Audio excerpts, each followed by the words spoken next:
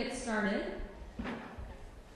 I'm delighted to be able to introduce Craig and Nancy Goodwin and Lily and Noel for essentially our last big presentation for Weekend in the Word. Craig will be preaching at the 11:15 service, so if you haven't heard him preach yet, he's got one more gig after this. This man must be exhausted, so be nice to him today. Couple of announcements before I introduce Craig and Nancy. Those of you who are not going to the 11:15 service, if you would stay after Sunday school today and help us stack up these chairs, we need the space for our middle school group tonight, and that will make Daniel and Connie's life a lot easier if y'all stay to help stack those up. And if you have preschool-age kids and they start to get restless because this isn't engaging them, feel free. You're welcome to take them to the nursery. They're also welcome to stay. It's up to you, but just know that that's available to you. And then thirdly, there will be an announcement for this at the end, but I just want to say quickly, there will be an open house for the Goodwins at the Kincaid's house this afternoon. I think it's from 2 to 5, so keep your eye out for that. Everybody is welcome. So if you haven't had the chance to talk to Craig and Nancy directly, that's your chance, so please do come. Well, most of you, I think, know Craig and Nancy Goodwin. Can I just get a show of hands of who was around when they were here? Yeah, most of the room. Craig and Nancy were associate pastors here at Clear Lake. Craig started in 1996, and Nancy started here in the year 2000, I believe. And Craig served in a variety of roles as an associate pastor for youth, so worked with the youth group. I just reflected upon the fact I probably would have been in your youth group, which is a little weird. So it just shows you how time goes on. And then moved on to work with outreach and some other things of that nature. And then Nancy came and I think did congregational care. So you all have some wonderful stories about the care that Nancy offered, the prayer support, hear all kinds of things. They now live up in Spokane, Washington, and pastor at Millwood Community Church. And Craig just recently got his doctorate of ministry in missional leadership, and he wrote a book. So, yes, congratulations. And he wrote a book, which is why he's here, and I don't know how much introduction he'll give to you of this book, Year of Plenty, but the Goodwin family essentially decided to give themselves some very clear rules for how they would spend their money and their time, and did a year-long experiment, and it changed them for the good, I would say, probably. So we've been hearing all weekend about that experiment and what it might mean for us to establish a rule of life for ourselves. And so I'm very excited to introduce Craig, Nancy, Lily, and Noel.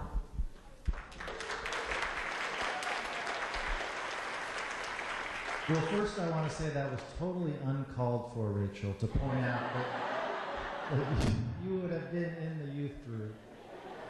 But I can deal with that. I'm getting old, I know. Well, hey, I think this time that we're going to have with you all, we've been talking a lot, and we want some time just to interact and dialogue, and I'm sure, how many of you have read the book? So about half the room has read the book. You might have questions that you want to ask about that, but let me just kind of give an overarching picture of what we've been talking about, and then we can get into some of the particulars. I started on Friday night talking about this reality in the life of following Jesus, that the wisdom of the church has been that setting intentional limits and rules in our lives is very helpful for getting at that journey. And so our family, we came up with, I guess we didn't really plan it this way, but it was the most unconventional rule of life out there. And it had a lot to do with the things that we purchased. So we spent the year consuming everything local, used, homegrown, and homemade. And it created, I would say for us, on the one hand, it was sort of a madcap adventure as a family. It was just kind of this zany, crazy sort of thing. But in the midst of that, in the midst of those limits and the limits on our consumer lives, we discovered that there was an awareness of not just the farmers that we bought food from and where our stuff came from, but there was this awareness growing, and this awareness continues to grow, of the Spirit of God that is at work among us. And so as we talk to you, share with you this weekend, that really is our hope, that you would take away, and I said this at the very beginning, that we didn't share our story in the book so that you would follow our rule. And you're probably really relieved to hear that. You're like, oh good, I'm so glad that I don't have to do that. And in some ways, our experience was at the extreme. And maybe that's why maybe it takes experiences at the extreme to help us in the mundane and ordinary kind of. So the question isn't, well, how can you do something as crazy and zany as the Goodwins did? The question is, in your personal journey, what might be some rules that would help you on the journey to be aware of, and I've talked in two trajectories, aware of our neighbors. This experience brought our family together in the most wonderful ways, and how might it help us be aware of the Spirit of God at work among us. But let me just open it up, and let's do a time of dialogue and questions.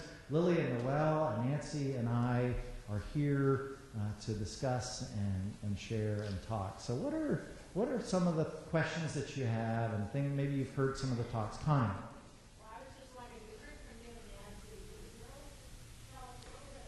Yeah. Noelle and Lily, would you guys just come share just a little bit about what that was like for you? And maybe if there's one biggest memory that you have from the year, is there one thing that stands out as, wow, that was cool? Maybe let's do a that was cool and that was disgusting or terrible. So who wants to start? Lily, you want to? We got chickens in the year of plenty, and we all got a chicken for ourselves, even the neighbors. So, and another neighbor down the street got a chicken, and I remember the day that one of our chickens first laid an egg, and we were so excited. So what would be a not so fun experience, sort of on the hard side?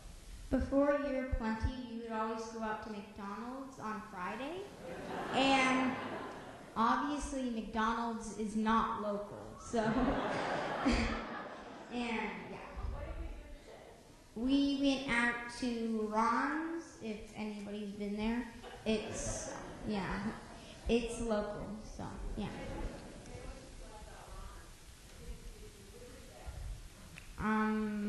I think Ron's. Because it's like, I don't know, it's just good. That's good. They give free ice cream. Yeah. If you get a kid's meal, then you get free ice cream. I remember early on in the year, it was 3 weeks into it, and we were sitting down to dinner, and I think it was rebelling that we couldn't go to McDonald's like our tradition on Friday. And Lily exclaimed to everyone, she said, "I'm sick of this local stuff."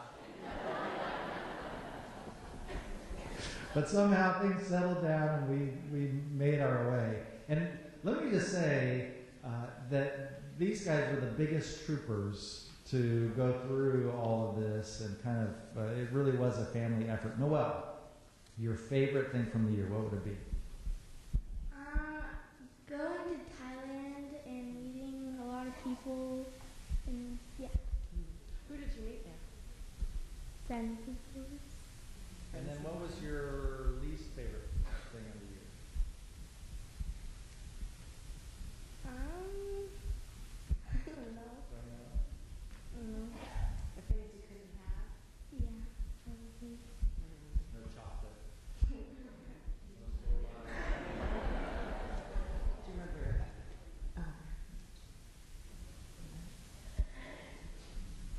We used to buy the powdered macaroni and cheese. I mean, don't we all do that? I mean, and they liked that so much better. And I tried the whole year trying to make a macaroni and cheese that they'd really like to replace it. What do you think about mine? Which one would you rather have, boxed or, you can be totally honest, boxed or mine?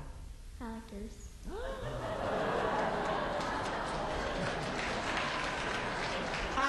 I arrived. Okay, I arrived at that moment. Wonderful. So, yeah, question. The squash eating. Yeah, eating lentils and potatoes and winter squash. What do you think of squash? Any favorite squash dish? What's your favorite thing that I make with like pumpkin or I made so much pumpkin bread. One thing that I really tried to do, and they liked that. One thing I wanted them to come home to a snack that they liked.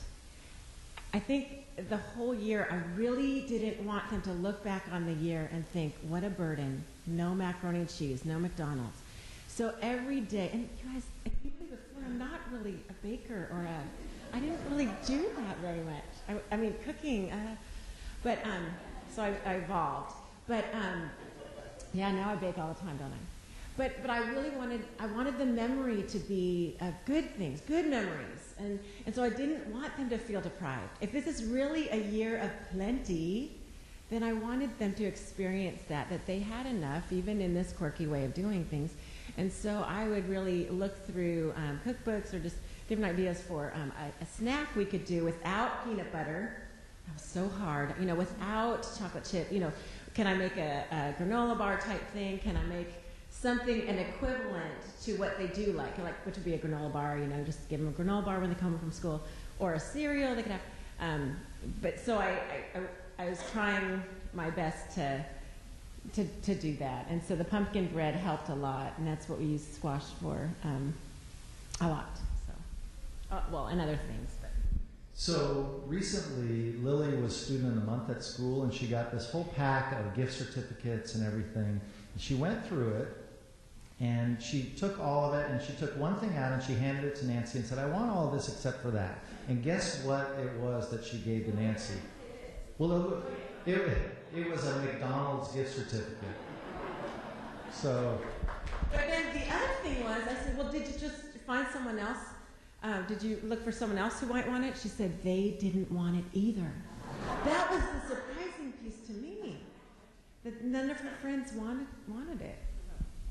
One question people have asked is, how, did you save money, or was this more expensive, or it seemed like you were, spending twice as much on beef? And what I would say to that is the things we bought generally were more expensive, but we bought less overall. And so I think it was a wash, and we bought things that we never would have bought before, like our minivan. I told the story about how Nancy totaled the minivan, but the story that I didn't tell was that a month into the year, we got a check for $4,000 from our insurance company. Yes, our minivan was only worth $4,000. And we took that and we bought 4 tickets to Thailand, which cost just about $4,000. And for me, that was an example of instead of feeling oppressed by money, it almost felt like we were freed up to spend money on things that we really valued and thought were important. And we never would have done that before if we hadn't sort of created these values to live by. And so I think in some ways we were more luxurious in the way we spent money, but it really, it was money well spent because it fit with our values. So other questions? I have a question for them, but I'll do that later. How much time did you spend cooking, and how much time did you spend And I work 15 hours at the church, and of course it goes over that, but that year it didn't go over. I was really, but I'll have to say this, and I think I mentioned it out to dinner with several of you. I look back on that year and I'm asking the same question of where we had the time. Because I don't know, and our life after that evolved. Craig wrote a book. It changed so much, and he was in his cubbyhole writing the book. But looking back on that year, I have the same question. How did we have the time? Life now, they weren't involved in sports like they had a couple, but now there's a lot more. Many layers have been added to our lives.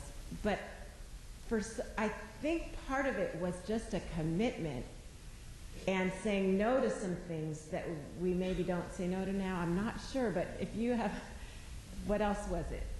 Yeah, I look back and I'm not quite sure. That's one of the biggest questions we get. Along with money, it's time. How did you find the time to do all of this? And my sense looking back is that it's amazing what we can find time for when we set the rules. When we say this is what we're committed to, we tend to find time to do those things. I would also say that I did have this thing where I knew that the kids came home at 4, and if I wanted to do my snack thing, I would come up at 3, and I'd make my little, I'd figure out something. I was making like chapati bread, like Indian, like just funny, I don't know. You can do a lot actually with flour, water, salt, and just tortillas and stuff. But anyway, I would just think up something and maybe honey. But I did have that boundary, and I, because I work 15 hours, I can come home at 3, and I should. I was working so much, and I was like kind of looking at that, saying I really shouldn't work on Mondays. I could get away with not working on Fridays. I have Sundays, and if I get all my work done on Tuesday, Wednesday, Thursday, that pattern has kept with me, which was helpful. You know. One thing from the year, Nancy did do a lot, most of the cooking. I shouldn't say a lot, almost all the cooking. And in the book, I mentioned that. And actually, there's a woman who wrote, and I did barbecuing and I did the garden, but there's a woman who wrote a dissertation at Yale, and she listed me as an example of, isn't that terrible that all the burden is on the woman to do the cooking. And so I am this year trying to do more cooking along with gardening, along with the other stuff. Noel, did you have something you wanted to? Oh, okay. So other questions, things. Yeah, Don.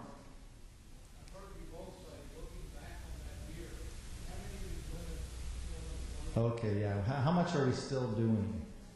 You want? Oh, she said bread. I still do bread. I'm obsessed with bread. I made bread here for Holly. I was talking up my bread, talking it up. Eileen Kohler had it at our house. She makes it every week now, just like me. But mine flopped. Mine flopped, and anyway, I haven't given up. I don't know if it's altitude or what. I know what it is, though. I'll talk to you, Eileen. But anyway, the question was, what do we still do? What do we still continue from the year? Gosh, the thrift store stuff. This was resale. This was a rummage sale. But anyway, but that was just really hard with the kids. I was going to ask them what they thought about thrift store shopping, if you remember going to those. But anyway, I don't know if they have a comment. Value Village. It was kind of we'd look for treasures. But we don't do that so much anymore at all.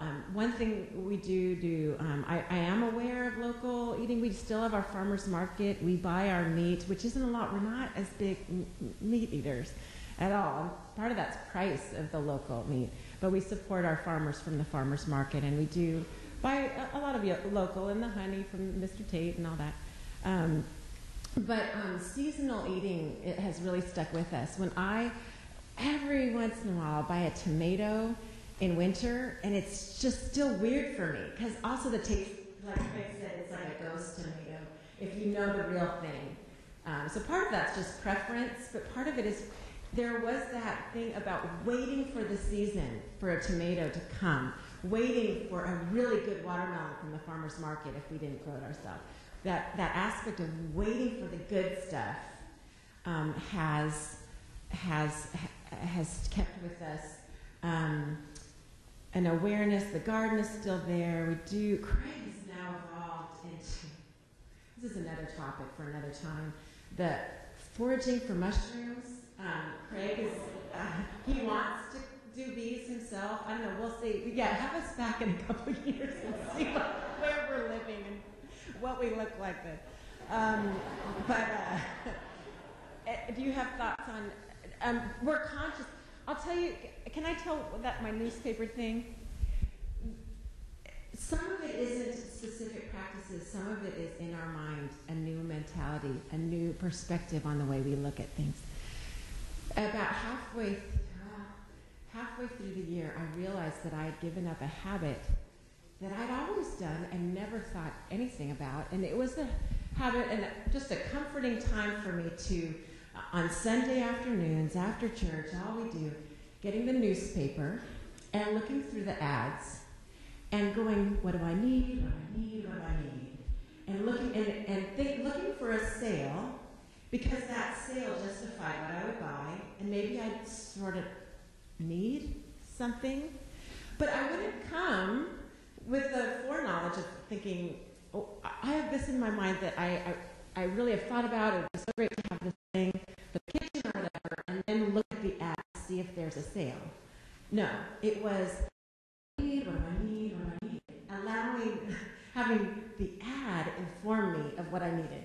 It's just a habit, and it took me a while to realize, there's no coupons that apply to me. There's nothing local in there. There's no, unless it was medical necessity, toothpaste or something, but I'm not really spend time looking at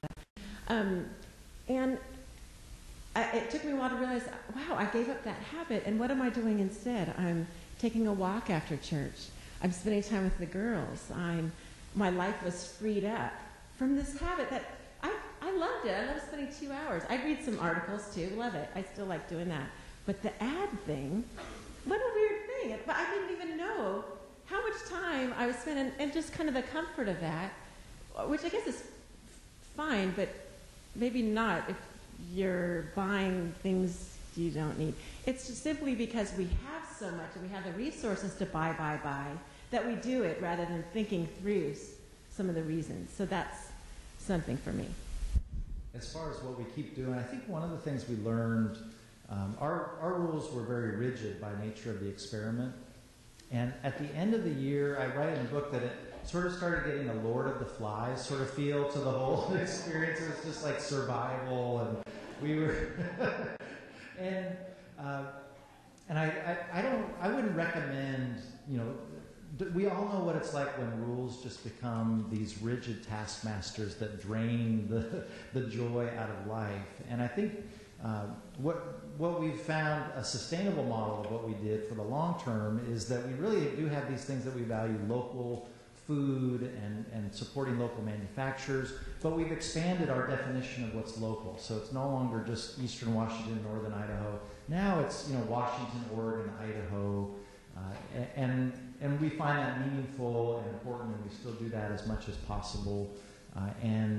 The relationships that we've developed with farmers and that whole sense of really valuing relationships and what we purchase has really stuck with us a lot as well.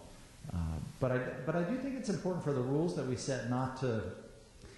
The point isn't the rules. The point is the way the rules sort of guide and direct us and open up new awareness for us. So what are other questions? Yeah. Did you make your own Band-Aids? Oh, back here and then here. Did we make our own Band-Aids? No, we didn't. We have this whole category of medical necessities, and so Band-Aids, I think, were firmly in the medical necessity category. I did try several kinds of deodorant from Thailand, these rocks. I wouldn't recommend them. I put those on medical necessity eventually, and I checked it out. Did you guys have something? So rocks, you actually did rocks for your... Yeah. What? What did you find in my cupboard? Noelle found a discovery the other day in my cupboard underneath the sink in my bathroom. What was it? A bar of dog soap. It was dog shampoo soap that I wondered in the beginning of the year if I'd have to wash my hair with dog shampoo. It was a bar. It was from the farmer's market, and she had... Yeah, what did we do for shampoo? I can't remember. I did use it a couple times, but I wouldn't recommend that either. I don't remember that either. Yeah, dog shampoo. It's local. If it's local, go with it. Jim, you got a question? The church community. That's a great question. Jim asked how it affected the church community. We intentionally kept this secret. We told only a very close small group of people when we started. a lot because we weren't even sure if we could do this or where this was all going to go. But three months into the year, the local newspaper got wind of the story. And within a week, there were two major stories, both in the Spokane Weekly and the Spokesman Review newspaper. So we showed up for church that Sunday. And it was like the jig was up. Everyone knew. And we were stuck doing this for the rest of the year now. But the comments going out of church were fascinating. The older generation, almost to the person, came up to us and they said, you know what you're doing? That's how we used to live. You know, canning and, I mean, one guy, he was telling me about the old days and looked up at the hills and said, yeah, that's where they used to moonshine up there, and you could see the lanterns going up the mountain. You know, talk about making local. We never tried that. We never got into making our own hard liquor, but they used to do that, I guess. But there is this, and someone mentioned this yesterday. They came up to me and said, you know, there are communities where they are bound together and they do rely on each other, and there's a sense in which we've lost some of that, and I think part of why these things are getting popular is that people are longing to reweave connections that somehow have been torn asunder in these modern times that we live in. I also wanted to, what was the question one more time? I just forgot what I was going to say. Oh, I wanted to say that there was never a time, I don't remember ever a time when you said something in the sermon about it or taught about a way to do things.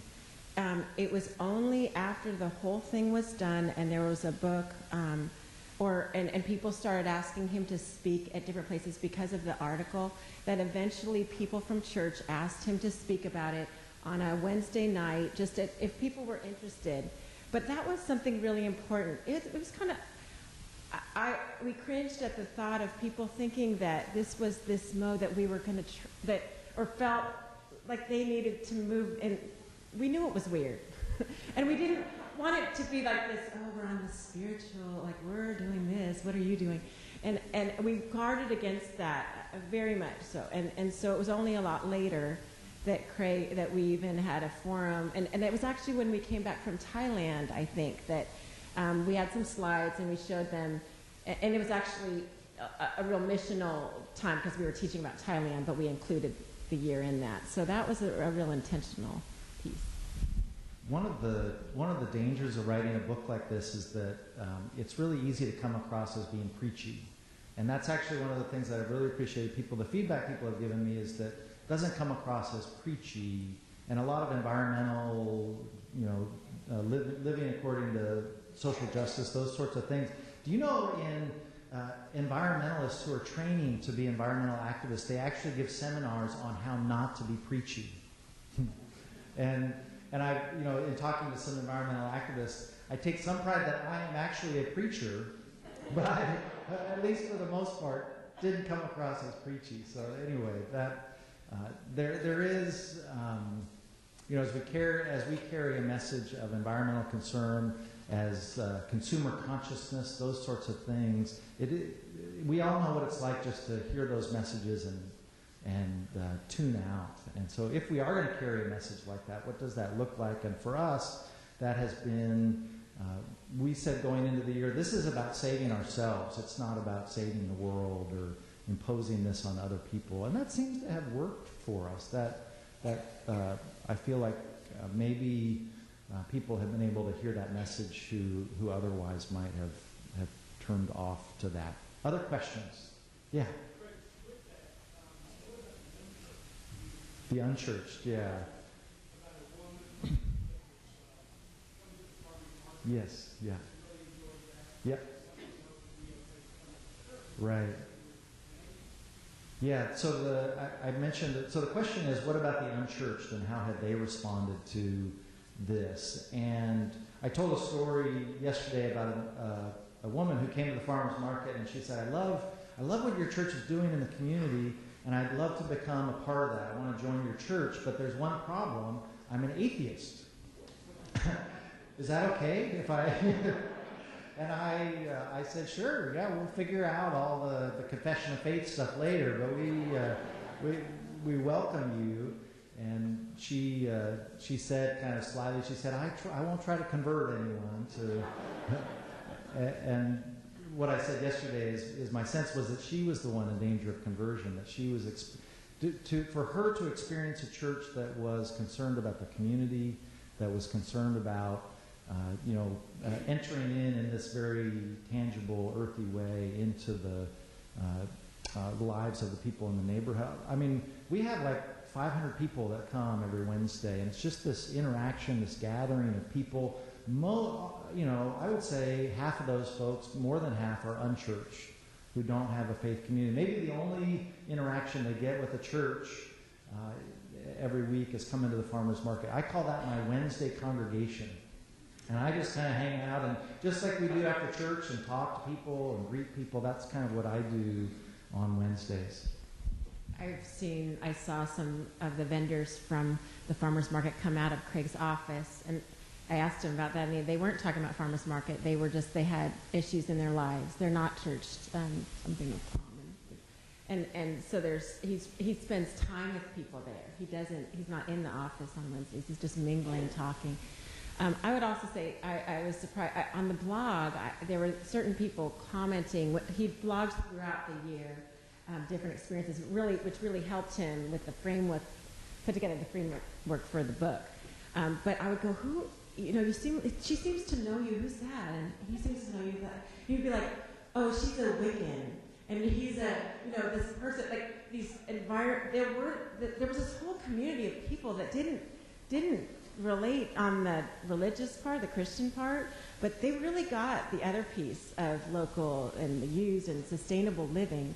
And we were praying throughout the whole writing of the book that would be a population we would connect with, and that somehow through that vehicle that they'd resonate with the Christian, this other, the God piece as well.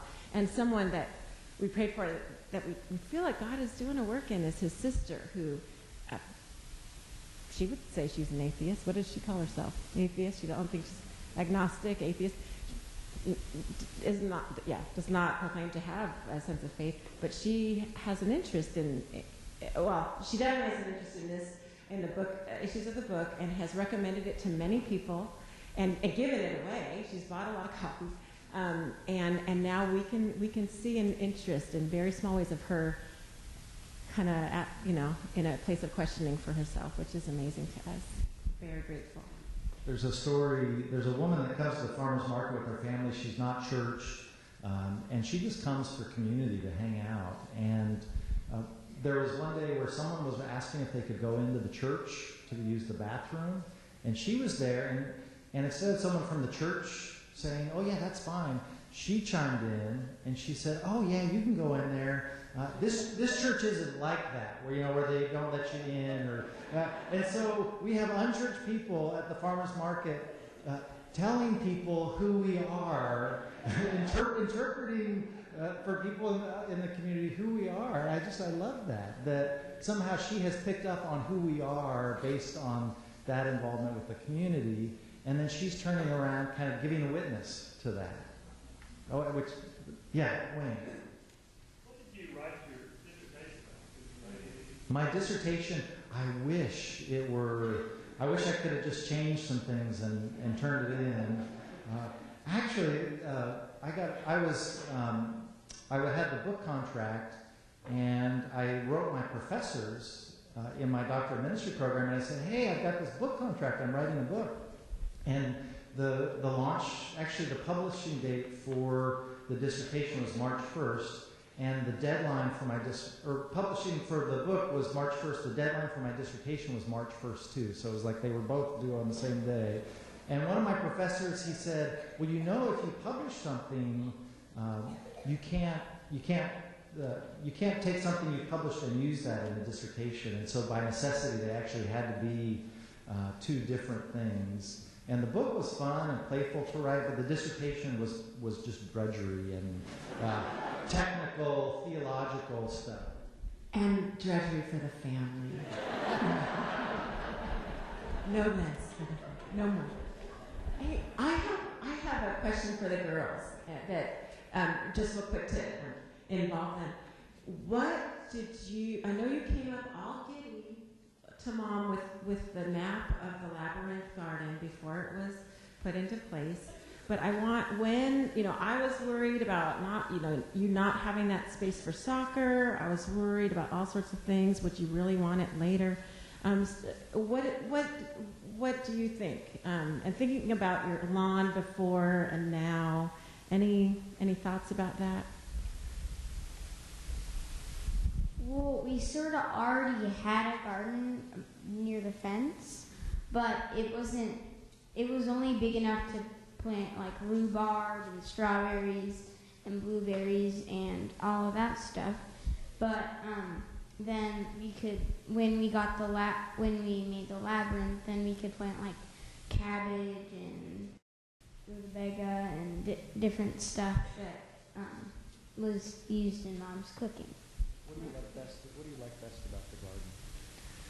Well, one of the things that the neighbors and me and Noel would always do was we would play games that we were like trapped in the middle of the garden, and the fun thing about it is that we had green beans and they were always fresh to pick in the summertime. So, yeah. So you eat them along the way. Yeah. How many parents have trouble getting their kids to eat green beans?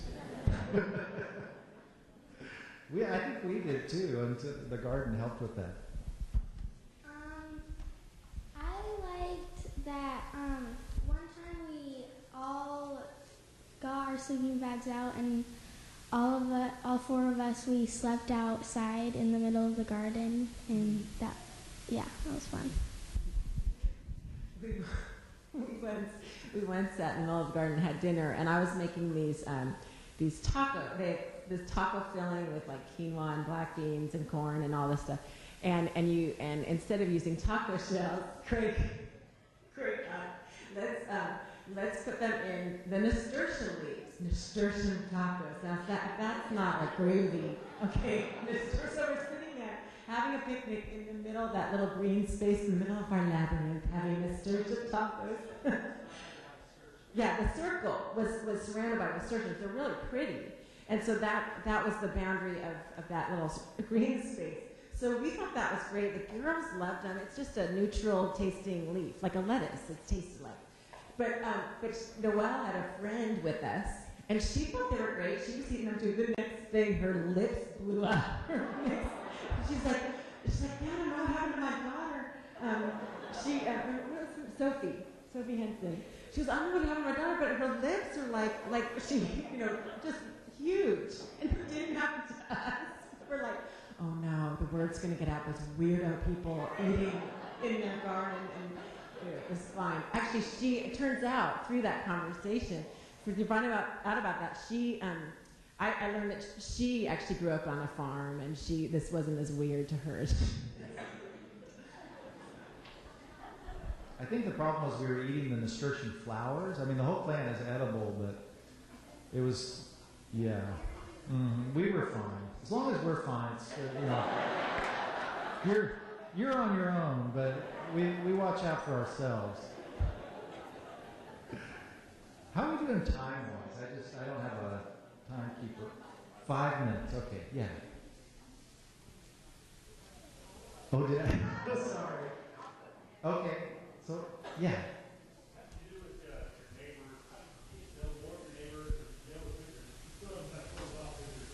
Right, yeah, what did the neighbors think? Well, we have the greatest neighbors. They have kids almost the exact same age as ours, and we had a fence between our backyards with our next door neighbors, and several years ahead of this, we had actually taken the fence down so the kids could play together. So we call it our little commune, and so when the chicken coop came up, we wanted to put the chicken coop on the fence right next to their house.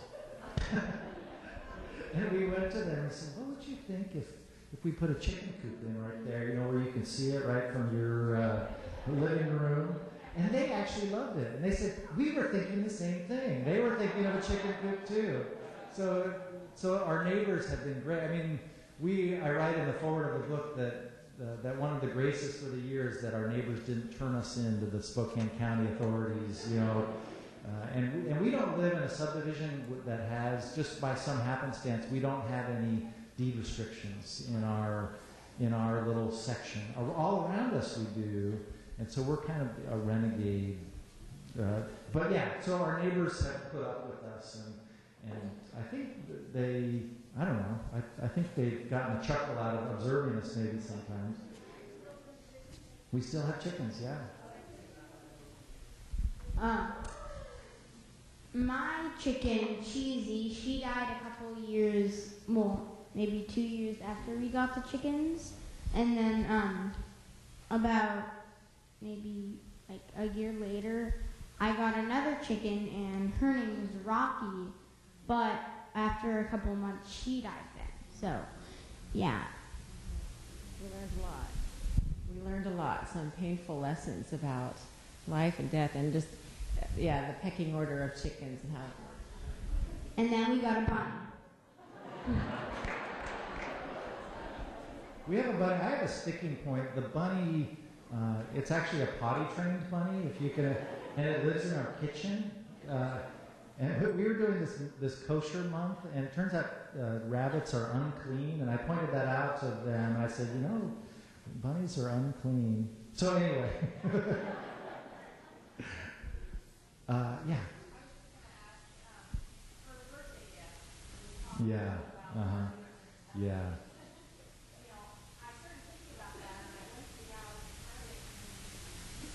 That's right. That's right. That's a great question. So the question is, what was the favorite birthday gift that the girls gave? And because we couldn't buy anything at Target or Walmart. Well, Noelle had a birthday, and we went all the way down to Coeur d'Alene. Well,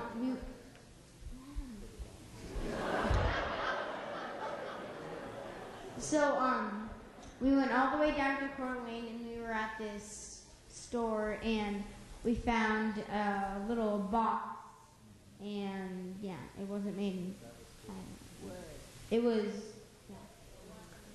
Yeah, the one from the book. And didn't the little boy say that was his favorite present? Yeah. Mm-hmm.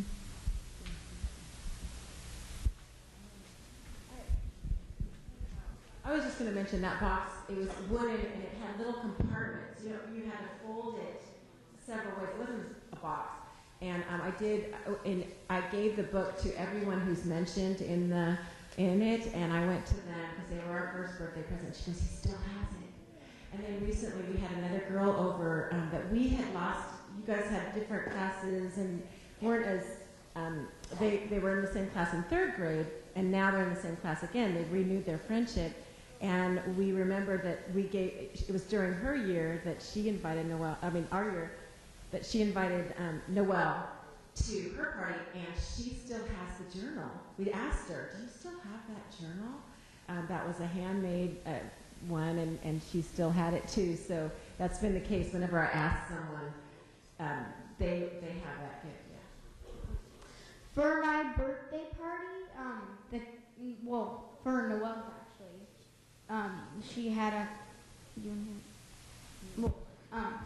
so for her birthday party, we tried to make a paper mache flamingo for the piñata, and it didn't go out so good. So technically, we were doing the balloons and stuff, but then when we woke up the next day, it was sort of last minute, and when we woke up the next day, it wasn't dry, so we had to hang it up by its feet, and it looked like by the neck, and it looked like a hanging flamingo.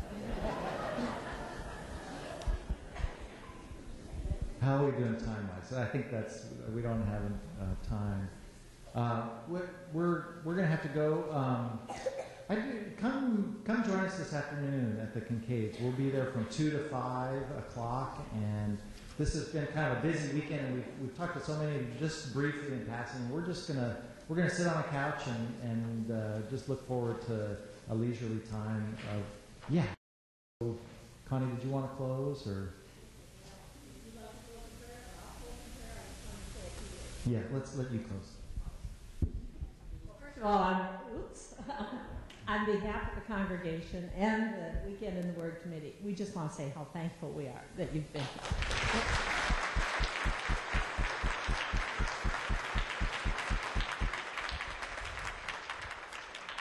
You know, not only has it been a joy just having you here personally, but I think we all have gained a lot from the insights that you gained going through this experience. And it's nice to learn from someone else's experiences and not have to necessarily walk the same path.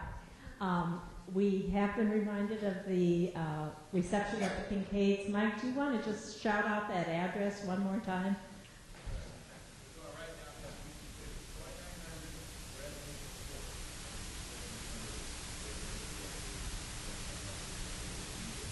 Okay, and then as Rachel said, if you're not going to the second service, if you would help us take